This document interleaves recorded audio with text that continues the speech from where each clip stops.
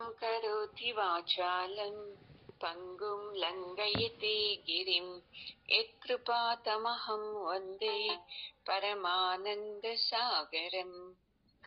ॐ सहनाववतु सहनौ भुनक्तु सह वीर्यं करवावहै तेजस्विनावधीतमस्तु मा विद्विषावहै।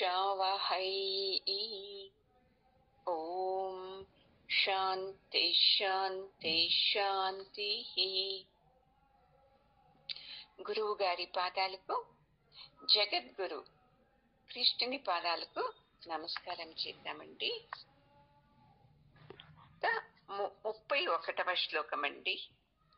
నిమిత్తాని చ పశ్యామి విపరీతాని కేశవ నచ శ్రేయోను పశ్యామి హత్వా స్వజనమాహవే. చెప్తున్నాడు అర్జునుడు పరమాత్మనికి. లాస్ట్ వీక్ లో అంతా చెప్పాడు కదా, అయ్యో నా దేహం కంపిస్తుంది, నాకు వేడి వేడిగా అనిపిస్తుంది, నా వెంట్రుకలంతా నిలబడుతుంది, నా చేతిలో నుండి గాంధీవం జారిపోతుంది, ఇవన్నీ చెప్పాడు కదా. అట్లనే కంటిన్యూ చేస్తున్నాడు ఏదో భ్రమలో ఉన్నట్టు. ఏ కేశవ, కేశవ అంటే కృష్ణునికి ఇంకొక పేరు. కేశవ, కేశి అనే రాక్షసుని చంపాడు కృష్ణుడు, అందుకని కేశవ అంటారు. ఇంకో అర్థం ఏం తెలుసా? కేశవ అంటే మంచి వెంట్రుకలు కలవాడు, నల్లగా ఒత్తుగా అందంగా ఉండేవంట పరమాత్ముని వెంట్రుకలు, అందుకని కేశవ అని కూడా అంటారు. ఇలా 2 అర్థాలు ఉందండి. ఈ కేశవ, ఏది నువ్వు ఇలా చేస్తున్నావో నీకు తెలీదా? అసలు యుద్ధ రంగంలో మనం ఇప్పుడు యుద్ధం చేస్తుండేది నా దాయాదులు, నా బంధువుల మీద చేస్తున్నాము కదా. ఈ యుద్ధంలో ఇలాంటి మంచి వాళ్ళనంతా మనం చంపామంటే మనకు మంచిదవుతుందా? కొద్దిగా యోచించు. నువ్వు ఎందుకు యుద్ధం చేయాలి అని అంటున్నావు అని తను ఏదేదో చెప్తున్నాడు. అలాగే కదా, భయపడినప్పుడు మనకి తెలియదు ఏం మాట్లాడతామో ఏమో అని. నాకు ఎడం కన్ను అదురుతుంది, ఏదేదో అపశకునంలా అవుతుంది అని మనము అంటాం కదండి. అలాగే అర్జునుడు అంటున్నాడు, నాకేదో అపశకునం అనిపిస్తుంది, యుద్ధం చేయకూడదు అనిపిస్తుంది, మనసులో వద్దని అనిపిస్తా ఉంది, అందుకే యుద్ధం చేసేది వద్దు. ఎందుకంటే ఎన్ని అపశకునాలు నాకు కనబడుతూ ఉంది. వద్దంటే వద్దు కేశవ, నీవు నా మాట వినాలి, యుద్ధం నుండి మనకు మంచిది కాదు అని కృష్ణునికి ఇతను బుద్ధివాదం చెప్తున్నాడు. చూడండి,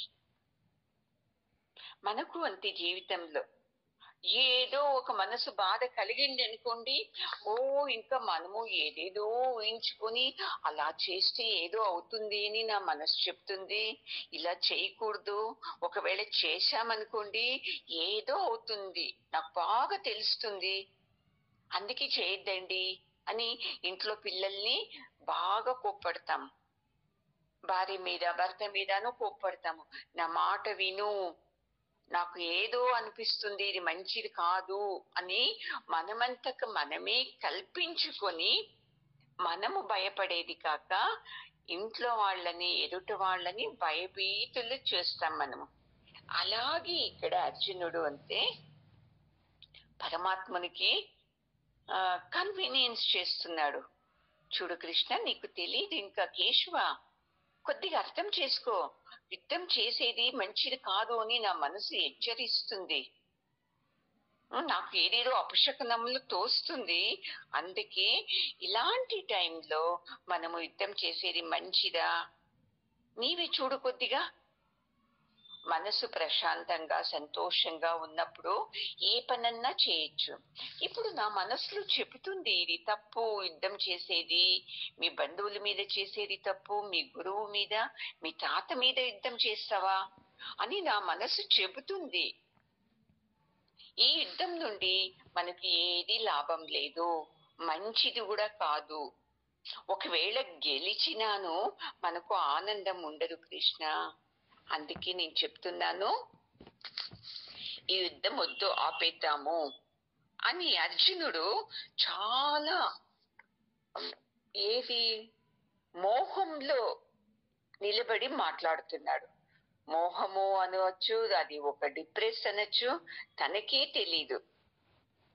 చూడండి, ఆ కాలంలో కూడా ఇది ఉంది. ఏది అపశకునం, ఏదో ఒక పిల్లి అడ్డం వచ్చిందో, ఎడం కన్ను అదిరిందా, లే ఫోటోలో పూలు ఎడం పక్క పడిందా, అప్పుడు కూడా ఉంది చూడండి అపశకునాలు. ఇప్పటికీ ఉంది అంటే అప్పుడు అంతకు ముందు కూడా ఉంది ఇలాంటివన్నీ అని. మనం అలాగే కదా, దీపం వెలిగిస్తామో ఎందుకో గాలికో ఎందుకు ఆరిపోతుంది అనుకోండి దేవుని దగ్గర, అమ్మో ఏదో అయిపోతుంది అంటాము.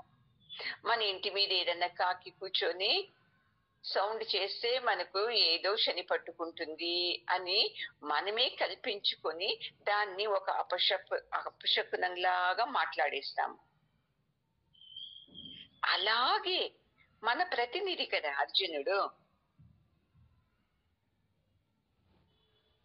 తనకు బాగా ధర్మం తెలుసు, పరమాత్మనికి ఏదీ తెలీదు, ఊరికి యుద్ధం చేద్దామంటున్నాడు అని పరమాత్మకు తను బుద్ధి చెప్తున్నాడు.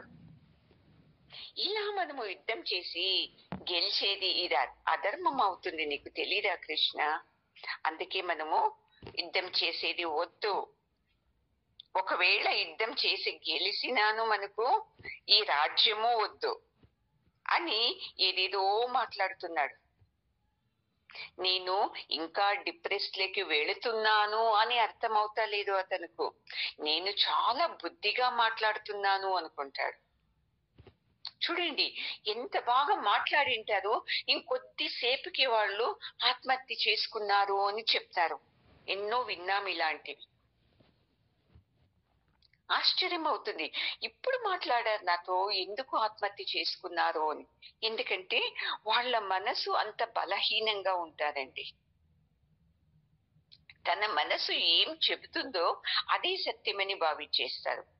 వాళ్లలో బుద్ధి పని చేయదు. అప్పుడు బుద్ధి పని చేస్తే తను ఆత్మహత్య చేసుకోడు. మనసు చెప్పిందే కరెక్ట్ అంటది. ఎప్పుడు బుద్ధిని మనం లోనికి రానిచ్చామంటే అప్పుడు బుద్ధి మనసుకు చెప్తుంది, నీవు యోచించేది తప్పు, అలా కాదు ఇలా కాదు అని. అలాగే ఇప్పుడు ఇక్కడ అర్జునుకు బుద్ధి భ్రమణ అయినది. తనకు ఏది తోచుతుందో దాన్ని తాను చాలా బుద్ధివంతుడనుకొని పరమాత్మునికి బుద్ధి చెబుతూ ఉన్నాడు. కానీ నేను డిప్రెస్ లో ఉన్నాను, అందుకే నేను ఇలా మాట్లాడుతున్నాను అని జ్ఞానమే కలగటం లేదు. ఎందుకంటే అతి వ్యామోహంతో ఉన్నాడు. అయ్యో నా వాళ్లే, నా రక్త సంబంధికులే అని. బాగా తెలుసుకోండి, ఎంత వీరుడన్నా కానీ, శూరుడన్నా కానీ, ఎంత శక్తి అన్నా ఉంది దేహంలో, యుద్ధ రంగంలో, వాళ్ళలో కొద్దిగా ఒక వెంటికంత వ్యామోహం చేరుకున్న చాలు అది అలాగే పెద్దగా అయిపోతుంది. తను శక్తి లేనివాడు అనిపించేస్తుంది. తన శక్తి ఎంత ఉంది అని మొదట చెప్పేవాడు ఎప్పుడు వ్యామోహం కలుగుతుందో అప్పుడు నాకేది శక్తిని లేదు, అయ్యో అని కింద పడిపోతామండి మనము. అందుకే ఎప్పుడు ఇలాంటి మూఢనమ్మకాలు, నా ఎడం కన్ను ఏదో ఇలా అదురుతుంది, దీపం మారిపోయింది, ఎడం పక్క నుండి ఏదో వెళ్ళిపోయింది, కాకి వచ్చి అరుస్తుంది, పిల్లి అడ్డం వచ్చింది, ఎవరైతే దీన్ని పట్టుకుంటారో చూడండి వాళ్ళు ఎప్పటికీ ముందుకు వెళ్ళలేరు. అవే నమ్మకాల్లోని మనము అక్కడే ఉండిపోతాం. లేదు అంటే మనము అయ్యో ఇలా అయింది కదా, మా ఇంటి మీద కాకి వచ్చి అరుస్తుంది కదా, ఏం చేపించాలి అని పోయి పురోహితుని అడిగేది. వీళ్ళు ఇంకా కొద్దిగా ముందుగా ఫాస్ట్ ఉంటారు వీళ్ళు. ఏ మా ఇంట్లో దీపం వెలిగి పూజ చేస్తున్నానండి, బాగా వెలిగింది, ఉన్నట్టు కుడి దీపము ఆరిపోయింది. ఏం చేయాలండి? ఏం చేస్తే ఇది సరిపోతుంది? ఇప్పుడు దోషమైంది కదండి, ఈ దోషాన్ని ఎలా చేసేది అని అతను అడుగుతాడు. అంటే తాను అంత అజ్ఞానంలో ఉండాను అని కూడా అతనికి తెలుస్తలేదు. ఎప్పుడు అంతే అండి, మనము ఈ ధర్మాలు, ఈ ఆచరణలు, ఈ నియమాల్లోనే మనము పడి మునిగి లేస్తూ చస్తూ ఉన్నాము. వాళ్ళు చెప్పారు ఇలా కాకూడదంట, వీళ్ళు చెప్పారు ఇలా చేయరాదంట, ఇలా చేస్తే ఎలాగవుతుంది? చూసుకోండి, మీ మనసుని ప్రశ్నించండి. మీరు ఎన్ని ప్లేసుల్లో మీరు ఇలా చిక్కబడిపోయారు, ఏమవుతుందో ఏమవుతుందో ఏమవుతుందో అని. పరమాత్మనితో నైవేద్యం పెట్టే వరకు తినకూడదు, ఎవ్వరికూ పెట్టకూడదు అని అంటాం. ఎంత బీదవాళ్ళు వచ్చి అమ్మా ఆకలి అవుతుంది ఏంటిని ఇవ్వరు కొంతమంది. ముందుకు వెళ్ళు ముందుకు వెళ్ళు, మేము ఇంకా పూజనే చేయలేదు అంటారు. ఇట్లా ఆకలిలో ఉన్నవాడికి అన్నం పెట్టామంటే పరమాత్మనికి పెట్టినట్టే అతనుకు ఎంత సంతోషం కలుగుతుంది అని ఇంగితం కూడా లేదు మనకు. అర్జునునికి ఎలా ఇంగితం వెళ్ళిపోయిందో అలాగే మనకు వెళ్ళిపోతుంది. అందుకే బాగా తెలుసుకోండి, అక్కడ యుద్ధం చేస్తున్నాడు రణరంగంలో అర్జునుడు, కరెక్ట్. మనము ఇలాంటి మూఢనమ్మకాల మీద మనం యుద్ధం చేయాలి. ఇది చూడండి, ఈ శ్లోకం అర్థం ఉండేది. అతను చేసేది కాదు సైనికులతో, మనము మన భావనలతో, ఇలాంటి మూఢనమ్మకాలతో, మనకి మనమే కరెక్ట్ అని పెట్టుకున్న ఈ నమ్మకాల మీద మనము యుద్ధం చేస్తూ ఉండాలి. చూడండి, మనము ఎంతవరకు యుద్ధం చేయమో అవి మనలో అలా అలా పేరుకుపోతాయి. చూడండి, 1, 2, 3 అమ్మో లెక్కలేనన్ని ఇలా మూఢనమ్మకాలన్నీ మనలో మూటగట్టుకొని కూర్చున్నాము. అందుకే మనము ఆ మూటలోని నమ్మకాలు, ధర్మాలు, ఆచరణలు, ఈ మూడింటిని చూస్తూ చూస్తూ ఇలాంటి ఎన్నో జన్మలు తీసామండి. మనము ఎప్పుడూ ప్రశ్నించలేదు ఇలాంటి నమ్మకాలని, ఇలాంటి వ్యామోహంతో మాట్లాడే మాటల్ని. ఎప్పుడైనా కూర్చొని మనము ప్రశ్నించింటే ఇలా దుఃఖిస్తూ ఉండలేదండి మనము. చూడండి, పక్కింటి బాబుకు జ్వరం వచ్చిందంటే జ్వరం అంతే కదండి, హాస్పిటల్కి వెళ్ళి వచ్చారంటే ఒక ఇంజెక్షన్ ఇస్తే అయిపోయిందండి, ఎంత ఈజీగా చెప్పేస్తాం. అదే వచ్చేమో ఆ ఎదురింటి ఆమెకు అలా చెప్పి లోపలికి వచ్చామో లేదో, బాబు అమ్మా ఒళ్ళంతా నొస్తుంది, తలనొస్తుంది అన్న వెంటనే ఎదురింటి ఆమెకు చెప్పింది ఏమైపోతుంది, మీకు మర్చిపోతుంది. అంతే కదా, జ్వరమే కదా అన్నాము అక్కడ. ఇప్పుడు మీ బాబు అలా అన్న వెంటనే ఒళ్ళు దగ్గర తీసుకొని ఒళ్ళంతా తడివి దృష్టి తీసి అయ్యో జ్వరం వచ్చిందా, ఆయనకు ఫోన్ చేసి ఎంత హడావిడి చేస్తాం కదండి. మరి ఇందాక చెప్పారు కదా ఎదురింటి వాళ్ళకు, అంతే కదా, ఏమి అని. మన దాకా వచ్చే వరకు తెలీదు మనమెంత వ్యామోహంలో ఉన్నాము, మనమెంత అజ్ఞానంలో ఉన్నాము అని. మనకి ఏమి అంటే ఎదుటి వాళ్ళు అజ్ఞానంలో ఉన్నారు, ఎదుటి వాళ్ళు తన బిడ్డల్ని సరిగ్గా పెంచరు, ఇంట్లో సరిగ్గా చూడరు అని ఎదుటి మీదే మన ధ్యాస అంతా. నేనెంతవరకు ఉన్నాను, నేనేం చేస్తున్నాను అని మనకు అసలు తెలియటమే లేదు. దీని మీద మనం యుద్ధం చేయాలి, దీంట్లో గెలవాలి. మనము శక్తితో సైనికుణ్ణి గెలిచేది కాదండి ధీరుడు, మన బుద్ధిని, మన మనసుని గెలుస్తాము చూడండి, అది ధీరుని లక్షణము ఆధ్యాత్మంలో. చూడండి, ఎదురింటి వాళ్ళు మా బాబు ఇంకా రానే లేదు స్కూల్ నుండి, కాలేజీ నుండి అంటే వస్తారులేండి, ఏం బస్సు లేట్ అవుతుంది, ఏదో స్ట్రైక్ ఉండొచ్చు, అందుకే ఇంత కంగారా అంటారు. అదే మీ పిల్లలైతే ఓమ్మో, ఫోన్లు చేసి ఒక్క ఆమె చెప్పింది, నాకు ఆశ్చర్యం అనిపించిందండి. ఆమె బిడ్డ కాలేజీకి వెళుతుంది, ఎందుకు ఇంకా రాలేదు అని ఆ కూతురు చెప్పిందంటే నేను క్యాబ్ ఎక్కాను అని. క్యాబ్ ఎక్కితే వీళ్ళు దాంట్లో ఏదో అంటారు కదండి, డైరెక్షన్, లొకేషన్ చూస్తూనే ఉంది చూడండి ఇంటికి వచ్చే వరకు. ఏం నీ లొకేషన్ నువ్వు చూడకోకుంటే నీ కూతురు ఇంటికి రాదా? చూడండి ఎంత మూర్ఖత్వము. తను ఇక్కడ ఫోన్ లో ఓ కారు ఇలా ఇది రూట్ లోనే వస్తుందా అని తను చూస్తుందంట. ఒకవేళ అది వేరే రూట్ లో వెళితే ఈమె ఏం చేస్తారండి వెళ్ళి అక్కడ? అత్యంత వ్యామోహం. ఓహో, కరెక్ట్ గా వస్తున్నారు అని. మరి మెసేజ్ చేసి చెప్తారామె, ఈ టైంలో నాకు ఫోన్ చేయొద్దండి, నేను లొకేషన్ చూస్తున్నాను, మా అమ్మాయి వచ్చే క్యాబ్ మా ఇంటికి వస్తుందా లేదా అని చెప్తారు. చూడండి ఎలా మీరు ఈ వ్యామోహంలో చిక్కి ఎలా ఇలా ఇక్కడే పడిపోయారు. చూడండి అర్జునుడు ఎలా ఏడుస్తున్నాడో యుద్ధరంగంలో, మీరు కూడా అంతే. ఇంట్లో ఈ భావనలతో, ఈ వ్యామోహంతో, పిచ్చి ప్రేమతో, ఇలా అజ్ఞానంతో మీరు ఏడుస్తున్నారు.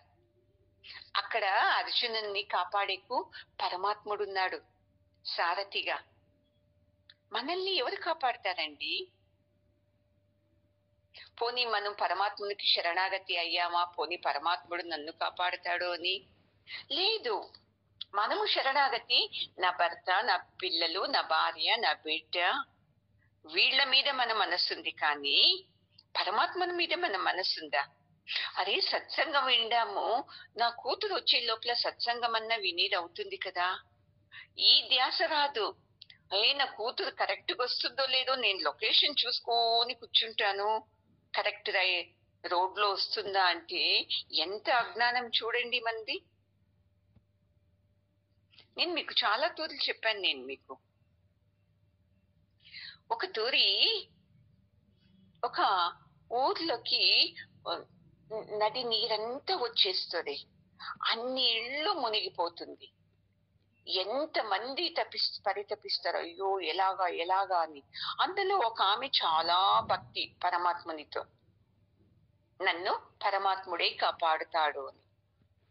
అందరూ వెళ్ళి ఒక ఊర్లో పెద్ద మేడ ఉంటది, ఆ మేడ ఎక్కేస్తారు. అక్కడకు హెలికాప్టర్ వచ్చి అందరినీ తీసుకుని వెళుతా ఉంటారు, ఎందుకంటే ఇంకా నీళ్లు మేడ ఫుల్ పైకంతా వచ్చేస్తుంది అని. అందులో ఒక ఆమెను తొందరగా ఎక్కమ్మా, మళ్ళీ నీళ్ళంతా ముంచుకొచ్చేస్తే ఇది కూడా నీకు దొరకదు అంటే, లేదు నేను పరమాత్ముని నమ్మాను, పరమాత్ముడే వస్తాడు అంటే చెప్తాది. వాళ్ళ ఆఫీసర్స్ ఎంత నచ్చ చెప్పినా ఆమె వినదు. చూడండి, లేదు నేను పరమాత్మని నమ్మినాను, అతనే వస్తాడు అని. ఇంకా కొద్దిసేపు తర్వాత ఫుల్ మునిగిపోతుంది. వాళ్ళు ఎంత పిలిచినా లేదు అని వెళ్ళిపోయేస్తారు వాళ్ళు. ఇంకా ఈమె ఇంకా మొత్తం వచ్చి చనిపోయేస్తారు.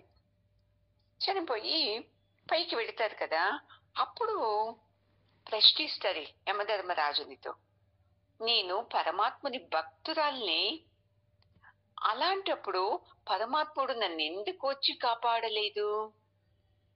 పరమాత్ముంది తప్పు కానీ నాది తప్పు కాదు, నేను స్వర్గానికి వెళ్లాల్సిన దాన్ని, నేను చాలా మంచిదాన్ని, పరమాత్మని నామస్మరణ చేసేదాన్ని, నన్ను పంపేయండి అని యమధర్మరాజునితో కొట్లాడుతుంది. అప్పుడు యమధర్మరాజు అంటాడు, కాదమ్మా, పరమాత్ముడే వచ్చాడు నిన్నప్పుడు హెలికాప్టర్ లో వచ్చి రామ్మా అని చెప్పాడు. మళ్ళీ నీ పక్కలో నిలబడాడు కదా ఒక వ్యక్తి, వెళ్ళిపోదాం రా అమ్మా అంటే నువ్వు వెళ్ళు నేను రాను అన్నావు కదా, అతని రూపంలోనూ పరమాత్ముడే అమ్మ వచ్చింది. నీవు శంఖ చక్ర గద పట్టుకొని వస్తేనే పరమాత్ముడు అని నమ్మావు, అలాంటి పరమాత్ముడు దర్శనం కాడు. ఇప్పుడు ఇలాంటి వాళ్ళ మూలకంగానే వచ్చి నీకు కల్పించేది, నీవు అహంకారంతో ఉన్నావు, పరమాత్ముడే నేను నమ్మేది, మనుషుల్ని కాదు అన్నావు కదా, నీకు శిక్ష ఇక్కడ ఉంటుంది, నువ్వు అనుభవించాల్సింది అని చెప్తాడంట. చూడండి, మనము ఇలాగేనే అహంకారంతో ఉన్నాము. ఎన్ని సమస్యలు వచ్చినప్పుడు ఎవరెవరు వచ్చి సాయం చేస్తారు, వాళ్ళని అసలు అప్పటికీ మర్చిపోతాం మనం. ఏం పక్కింటి ఆమెకు నేను ఎన్ని తోదులు ఇచ్చానో ఆ అమ్మ వచ్చి నాకు ఇచ్చింది, ఏదో సహాయం చేసింది. మా బంధువులకు వాళ్ళకి ఎన్ని తోదులు నేను సహాయం చేశాను, అందుకు వాళ్ళు ఇచ్చారు నాకు. ఏం మహా ఉంది వాళ్ళతో, తను చేసుకున్న చాలా కొద్దిగా ఇచ్చింది. తన ఇంట్లో చాలా డబ్బు ఉందండి, ఏది కొద్దిగా ఇచ్చింది, ఊరికే ఇచ్చిందా, వడ్డీకి ఇచ్చింది కదా. ఇలా ఎన్ని వంకలు పెడతాం చూడండి మనకు సహాయం చేసిన వాళ్ళని. వ్యామోహంతోనూ వంకలు పెడతాము, అహంకారంతోనూ ఇలా వంకలు పెడతాం చూడండి. ఎప్పుడు అంతే, మనము ధర్మాన్ని నమ్మాలి అంతే. ధర్మాన్ని కాపాడుతూ ఉంటే పరమాత్ముడు మనల్ని కాపాడుతాడు. అర్జునిలాగా మనము డిప్రెస్ కు వెళ్ళకూడదు. మీకు చెప్పాను ఇది కూడా ఒక తోరి. ఒకతనకు క్యాన్సర్ వచ్చింది. క్యాన్సర్ వచ్చినాను అదంతా వద్దండి, నిన్న క్లాస్ లో విన్నారు కదా, ఒక ఆమెకు క్యాన్సర్ అంటే నాకు కొంతమందిని పరిచయం అయింది. ఆమె చూడు, నిన్న నైట్ కిమో తీసుకునేకు బెంగళూరుకు రావాలి. అయినా నేను 6:30లో ఫోన్ చేసి 6 గంటలకు క్లాస్ చేస్తుంటే ఆమె జాయిన్ అయినారు. ఎంత నిబ్బరంగా చెప్తుంది తెలుసా ఆమె. మీరు కొంతమంది వినిండొచ్చు ఇప్పుడు ఈ క్లాస్ లో ఉన్నవాళ్ళు. నేను నా క్యాన్సర్ ని పరమాత్మని పాదాలకు వేశానండి, చూద్దాం నేను ఏం చేస్తాడో అని, చూస్తాము అని ధైర్యంగా ఉన్నానండి. అందుకే నేను క్లాస్ అటెండ్ అవుతున్నాను. ఇప్పుడు బెంగళూరుకు వెళ్ళాలి, పొద్దున్నే నాకు కీమోథెరపీ ఉంది అక్కడ అని. చూడండి, అదే మనకైంటే, జ్వరం ఉండింటి మేము సత్సంగం అటెండ్ చేస్తామా? ఇంట్లో బాబుకు జ్వరం ఉంటే అటెండ్ చేస్తామా? అయ్యో కాదండి, మా పిల్లలకు హెల్తే బాగలేదండి, చూసుకోవాలి కదా నేను అని ఎంత కేర్లెస్ గా సత్సంగాన్ని వదిలేస్తాం. ఎందుకు? శరణాగతి మనకి ఎక్కడుంది? అయ్యో నా బిడ్డలోనే వ్యామోహం మీద ఉంది. ఏం చిన్న బిడ్డలా? అవునప్ప, 2 నెలలు సంవత్సరం బిడ్డ చూసుకునే ఉండల్లా, జోకాలిలో ఉయ్యాల్లో ఊపుతూ ఉండాలా అని. ఎంత పెద్ద బిడ్డల మీదనో లేదండి నేను ఉండాలి అని వదిలేస్తాము. చూడండి, ఆమె ఎంత శరణాగతి అయ్యారు పరమాత్మనికు. ఇంకా గంటన్నరలో బెంగళూరుకు వెళ్ళాలి ఆమె. నైట్ ఎంత ప్రయాణం చేయాలి, పొద్దున్నే బెంగళూరుకు వస్తుంది. అయినాను సత్సంగం అటెండ్ చేసి నా కష్టాలు, నా క్యాన్సర్ ని పరమాత్మని పాదాలకు వదిలేశానండి అనాలి అంటే ఆమె మనసు ఎంత పక్వ చెంది ఉంటుంది కదండి. పక్వంగా ఉన్నందుకే అలాంటి మంచి మాటలు మాట్లాడుతుంది. మనము లేదండి మా బాబుకు హెల్త్ బాగలే, మా కోడలికి హెల్త్ బాగలే అంత చెప్పితే పర్లేదు, దాని కథంతా చెప్పేస్తాం. డాక్టర్ వచ్చారు, ఇంజక్షన్ ఇచ్చారు, మెడిసిన్ ఇచ్చారు, నేను అది తాపించాను, ఇది తినిపించాను, ఇన్ని కథలు చెప్తాం మనము. ఎందుకండి సత్సంగం రాలేదు అంటే. చూడండి, ఆమె ఎలాగా శ్రీ లలిత అనిపిస్తుంది ఆమె పేరు, శ్రీలక్ష్మిని ఏదో ఉంది అండి. అలా శరణాగతి మనం కావాలి. చూడండి, ఏం సమస్య వచ్చినా దాని పాటికి అది ఉంటుంది, నా పాటికి నేను సత్సంగంలో ఉంటాను అని రావాలి. మనకు నా టైం ఫ్రీ ఉంటే సత్సంగం అండి, మొదటే చెప్తున్నాను నేను. మళ్ళీ ఇంట్లో పిల్లలు ఉంటారు, భర్త ఉంటాడు, బంధువులు ఉన్నారు, మళ్ళీ నేను సత్సంగానికి ఉండనండి, ఇప్పుడే చెప్పేస్తున్నాను అంటారు. దీంట్లోనే తెలిసిపోతుంది మీకు ఎంత భక్తి ఉంది, గురువు అంటే ఎంత భక్తి ఉంది, పరమాత్ముడు అంటే ఎంత భక్తి ఉంది, సత్సంగం అంటే ఎంత భక్తి ఉంది అని తెలిసిపోతుంది. చూడండి, ఒక తోరి ఇది నిజంగా నడిచింది. RSS లో కృష్ణప్ప అని ఒకరు ఉన్నారు. అతను సంఘానికి, RSS సంఘం తెలుసు కదండి, మంచి సేవ చేశాడండి. అతనికి క్యాన్సర్ వచ్చినా కూడా భయపడలేదు చూడండి, శ్రీలక్ష్మిలాగా అంత పారాడుతూ అన్ని సేవలు చేస్తూనే ఉన్నాడు. ఎందుకంటే అతను అంతే పరమాత్మని నమ్మాడు.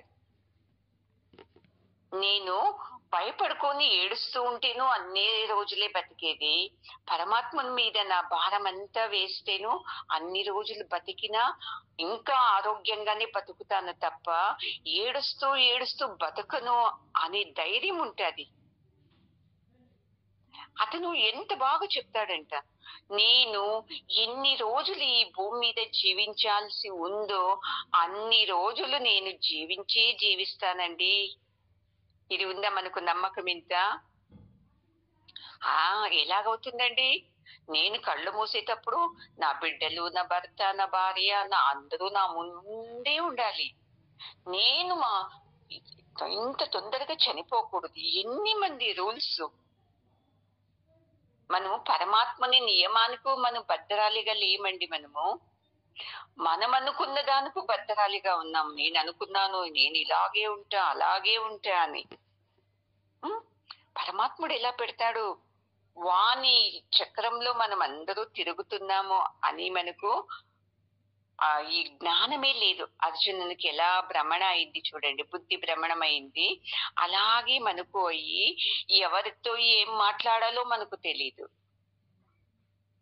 మనకు తోచింది మన మనసులో ఏమనిపిస్తుందో దాన్ని నోట్లో మాట్లాడడమే మనది పని. అతను ఎంత బాగా చెప్తాడంటే చూడండి, నేను సేవ చేస్తున్నాను. ఇప్పటికీ నేను ఒకరోజు నిద్ర లేదే అనుకోలేదు. ఏదో ఒక ఇంట్లో నాకు నిద్ర దొరుకుతుంది, ఏదో ఒక ఇంట్లో భోజనం నాకు లభిస్తుంది. ఎందుకంటే పరమాత్ముడు కాపాడుతాడండి మనల్ని. మనము నమ్ముకున్న వాళ్ళు కాపాడేది కాదండి, పరమాత్ముడే అన్ని రూపాల్లో వచ్చి కాపాడుతాడండి. అందుకే నాకు సమస్యలే లేవండి అని చెప్తారు. మనకు మనసులో అంతా దుష్టబుద్ధులే, కామ క్రోధ అసూయ ద్వేషాలు. వాళ్ళు సర్లే వీళ్ళు సర్లే, నేను ఒక్కదాన్ని సరిగ్గున్నాను. ఆమె ఇట్లా మాట్లాడతారు, ఈమె ఇట్లా మాట్లాడతారు, అతను ఇట్లా మాట్లాడతాడు. వాళ్ళకు తెలివే లేదు. మనమే ఫిక్స్ అయిపోతాము. నేను ఇంకొకరితో నేను ఎలా మాట్లాడాను అని మర్చిపోతాము. ఆమె నాతో ఇలా మాట్లాడింది, అతను నాతో ఇలా మాట్లాడాడు అని ఈ దేంట్లో క్రోధంలో మనం మాట్లాడతాం. అర్జునుడు కామంతో వ్యామోహంతో మాట్లాడుతున్నాడు, మనము క్రోధంతో మాట్లాడతాము. వేరే వాళ్ళ మాటలు వచ్చినప్పుడు, మన ఇంటి వాళ్ళు సంబంధించినప్పుడు, బిడ్డ తల్లి భార్య వచ్చినప్పుడు మాత్రము ప్రేమతో వ్యామోహంతో మాట్లాడతాము. మనం ఇవే చేసి చూడండి, కామంతో అన్నా వ్యామోహంతో అన్నా కొట్లాట పెట్టుకుంటాము. ఇష్టం లేని వాళ్ళు ఉంటారనుకోండి, వాళ్ళతో క్రోధంతో అన్నా మనము కొట్లాట పెట్టుకుంటాము. ఇవి రెండు తప్ప ఏదన్నా ఉందా చూసుకోండి మీరు. అసూయ ఇంకోటి, అది కూడా ఉంది. మద మాత్సం ఇవన్నిట్లోనూ పట్టుకొని మనము కొట్లాడతాం చూడండి. ఎప్పుడూనూ అంతే, నాకు లేనిది వాళ్ళకుంది అని మనకు వచ్చేది. ఒక తూరి పరమాత్ముడు అడుగుతాడంటయ్యా, అర్జునుడు పరమాత్మని అడుగుతాడంట, పరమాత్మ అందరికీ నువ్వు ఇచ్చావు, ఎవరిని బీదవాడిగా పెట్టలేదు, నువ్వు అందరికీ ఎంతో అంత ఇచ్చావు, అయినా వాళ్ళు ఎందుకు ఆనందంగా ఉండడం లేదు అంటే, అప్పుడు పరమాత్ముడు అంటాడంట, నారద అందరికీ ఉన్నాను, ఎందుకు ఆనందంగా లేరు అంటే, నాకన్నా ఎదుటి వాళ్ళలో ఎక్కువ ఉంది, నాకన్నా వాళ్ళు బాగున్నారు అనే భావనతో ఉన్నందుకే అందరూ దుఃఖిస్తూ ఉన్నారు. నాకన్నా వాళ్ళు బాగుంది, నా పరిస్థితి కన్నా వాళ్ళ పరిస్థితి బాగుంది అని దుఃఖిస్తున్నారు తప్ప ఈ అజ్ఞానమే ఉంది నారద వాళ్ళలో, జ్ఞానం లేదు అని చెప్తాడంటే పరమాత్ముడు. మనము అంతే, ఈ కామ క్రోధ అసూయ ద్వేషంతో కిందికి వెళ్ళకపోతున్నాం మనము. ఈ మనస్తాపంలోనే మనకు అన్ని రోగాలు వచ్చేది చూడండి. వాళ్ళు ఇలా అన్నారు, వీళ్ళు ఇలా అన్నారు, నాకన్నా వాళ్ళు బాగున్నారే, మా ఆయన మా ఆవిడ ఏమి సరిగ్గా చూసుకోదే నన్ను, ఇలా దుఃఖిస్తూనే మనము ఏది అనుభవించుకోకుండా అసూయతో రగిలిపోతూ ఉన్నాము.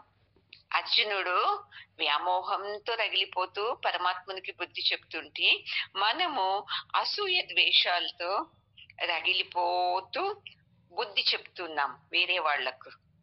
ఎవరు మన మాట వింటారో వాళ్లకు పోయి మనం వెళ్ళి బుద్ధి చెప్తున్నాం. ఎవరైతే ఈ భగవద్గీతను శ్రద్ధగా వింటారో వాళ్ళంతకు వాళ్ళనే తమలోని చెడు గుణాలంతా వాళ్ళని వదిలించుకుంటారు. వ్యామోహము అలాగే వెళ్ళిపోతుంది. ఇప్పుడు ఎంత వ్యామోహంతో ఉన్నామో వింటా వింటా వింటా అంతా వెళ్ళిపోతుంది.